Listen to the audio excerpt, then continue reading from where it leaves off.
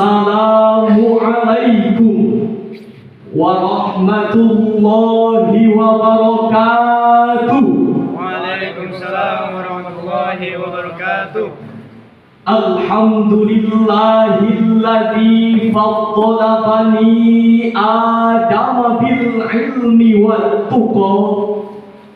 Assalatu wassalamu ala sayyidina Muhammadil Mustafa wa ala alihi wa sahbihi ahli sidqi wal wafa. Amma ba'd. Dewan Hakim yang kami muliakan, hadirin sebangsa dan setanah air yang kami banggakan. Daniel Goleman, seorang pakar psikologi kontemporer, dalam bukunya Multiple Intelligences menyatakan bahwa kecerdasan intelektual hanya berperan 20% dalam menunjang kesuksesan seseorang, dan 80%-nya ditentukan oleh kecerdasan spiritual. Hadirin, dengan kecerdasan spiritual ini, iman tetap kuat terpatri, kondisi emosi tetap terkendali, menjadi insan yang berbudi pekerti dan berkarakter terpuji. Insan seperti inilah yang akan bermanfaat bagi negeri dan ibu pertiwi. Namun sebaliknya, jika seseorang berilmu tinggi tapi tidak berkarakter terpuji, maka bangsa akan merugi dan kemajuan negara pun hanya tinggal mimpi. Apalagi jika negeri ini dipenuhi oleh generasi muda yang berwawasan luas dan fisiknya tangkas, tetapi tidak waras, hatinya culas dan pergaulannya bebas tak terbatas, maka bangsa kita akan terkilas, tertindas, terhempas, bahkan gila-gila berbangsa pun akan kandas tak bertugas. Na'udzubillahi min dzalik.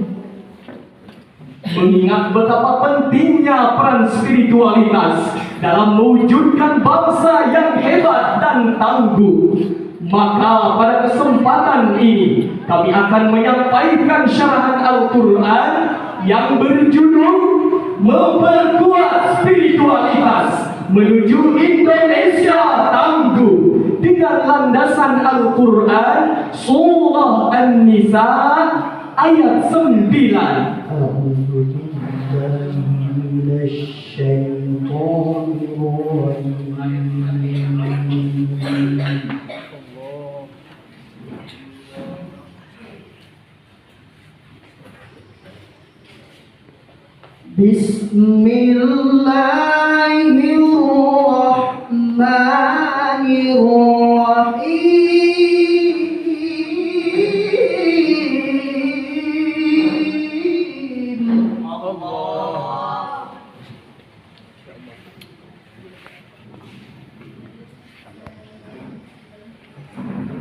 وَلْيَخْشَ الَّذِينَ لَوْ تَرَكُوا مِنْ خَلْفِهِمْ ذُرِّيَّةً ضِعَافًا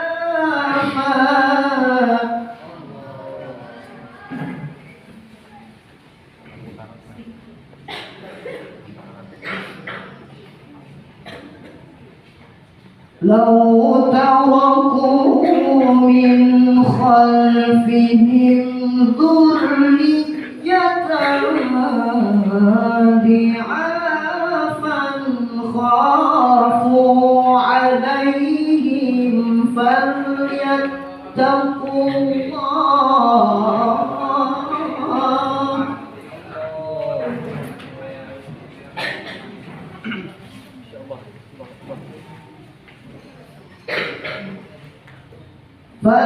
فليتقوا الله وليقولوا قولا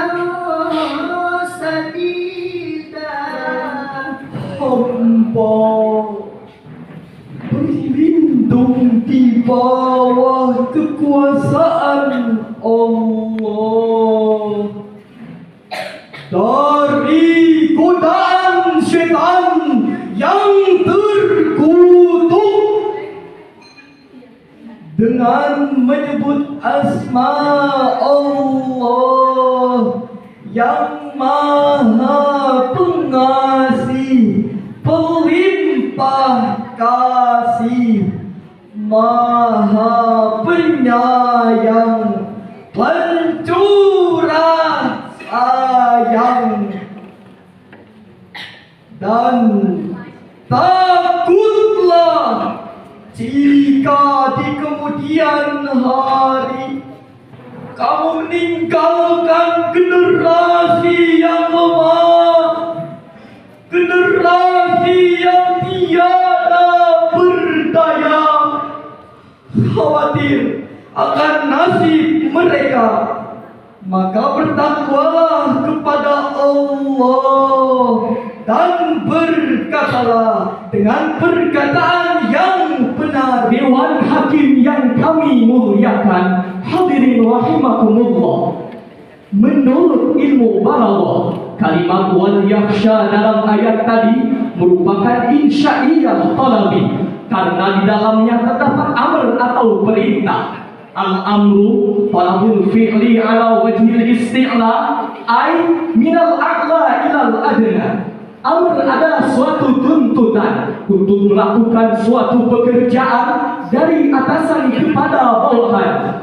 Demikian ungkapan Syekh Ali Jarim dalam kitab Al-Balaghah Al-Wadihah halaman 179.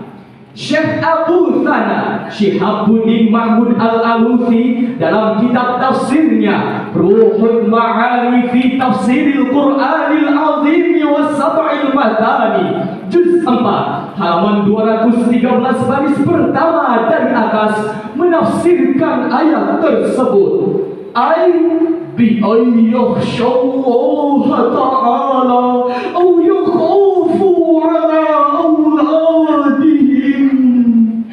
Hendaknya kita merasa takut kepada Allah atau merasa khawatir terhadap nasib anak-anak keturunan kita. Dengan demikian hadirin, wajib bagi saya, saudara dan seluruh umat Islam untuk merasa takut kepada Allah.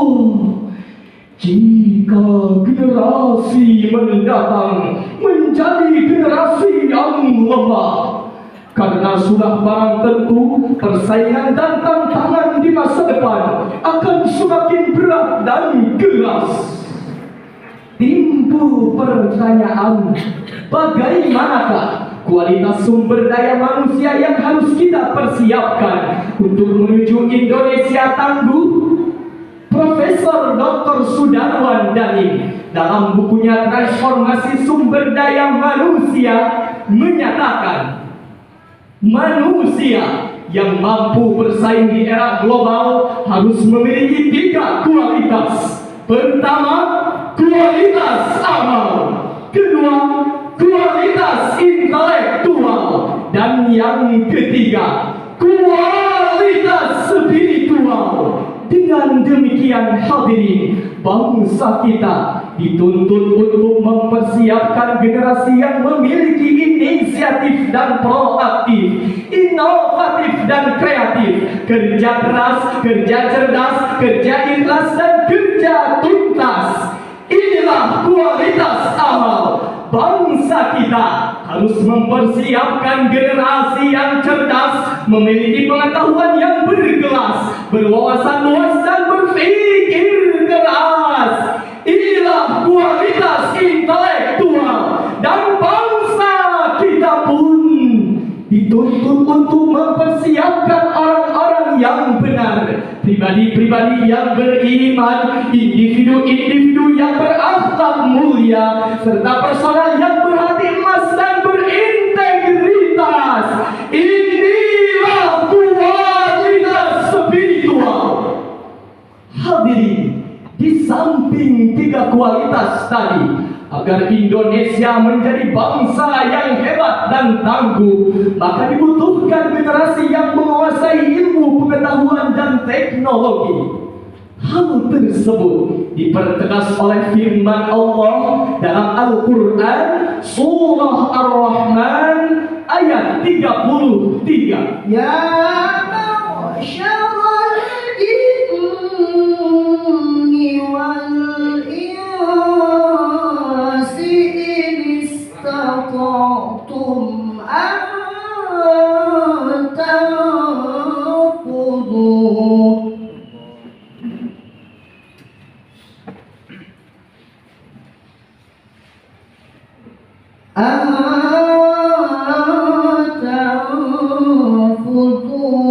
min aqtaris samawati wal ardi fanfudhu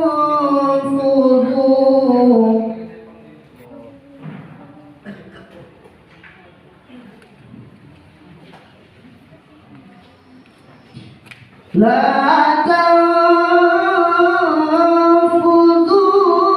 illa bisultan.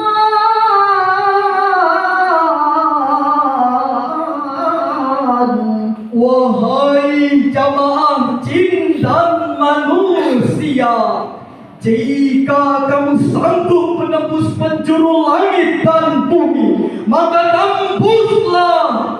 Pasti kamu tidak akan mampu menembusnya kecuali dengan kekuatan Dewan Hakim yang kami muliakan. Hadirin rahimakumullah. Syekh Abu Al-Laythi Nathir bin Muhammad As-Samarqandi dalam kitab tafsirnya Bahrul Ulum juz 3 halaman 363 baris ke-11 dari atas menafsirkan ayat tersebut. La tanfuduna illa bisultan, ay la tanjauna illa bihujjatin wa burhanin. Kalian tidak akan selamat kecuali dengan argumentasi dan ilmu pengetahuan serta teknologi. Hadirin, inilah ayat Al-Quran yang memotivasi kita untuk bisa menguasai ilmu pengetahuan dan teknologi yang sangat dibutuhkan di era modern ini.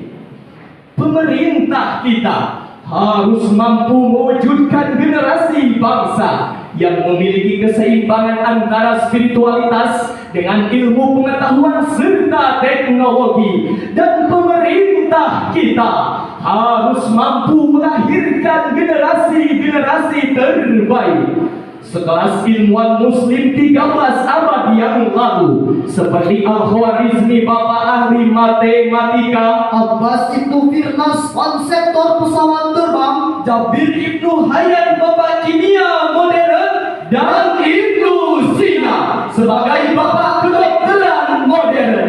Ingat saudara, Indonesia tercinta ini telah melahirkan putra terbaik bangsa, seorang ilmuwan hebat yang memiliki spiritualitas yang tinggi.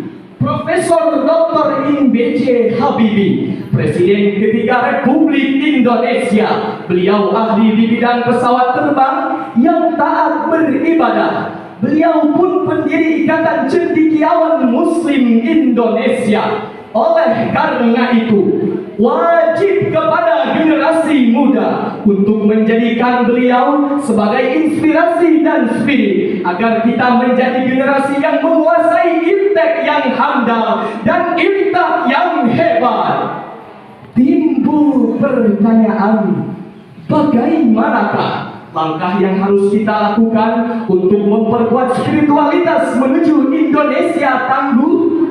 Sebagai jawabannya, pertama, kepada pemerintah selalu mengambil kebijakan, kami mohon agar keseimbangan antara iptek dan intak menjadi target besar bagi seluruh jenjang pendidikan. Kedua, kepada para orang tua, guru dan dosen, serta seluruh pengelola lembaga pendidikan, kami mohon laksanakanlah tugas untuk membentuk anak didik yang beriman amaliyah, berilmu imaniah, dan beramal ilmiah. Jika langkah tersebut kita aplikasikan dengan sungguh-sungguh, hal itu merupakan jihad di jalan Allah, dan Allah akan memberikan jalan keluar serta memasukkan kita ke dalam golongan orang-orang yang berbuat kebajikan. Sesuai janji Allah dalam Al-Quran surah Al-Ankabut ayat 69. والذين جاهدوا فينا لنهدينهم سبلنا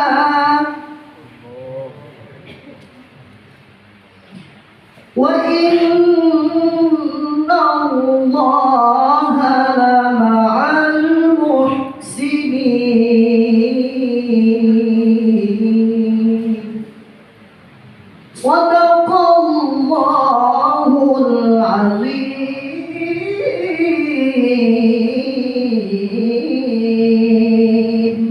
Dan insan-insan yang berjihad untuk mencari keridhaan kami, pasti akan kami tunjukkan kepada mereka jalan-jalan kami. Dan sungguh Allah menyertai insan-insan yang berbuat kebajikan.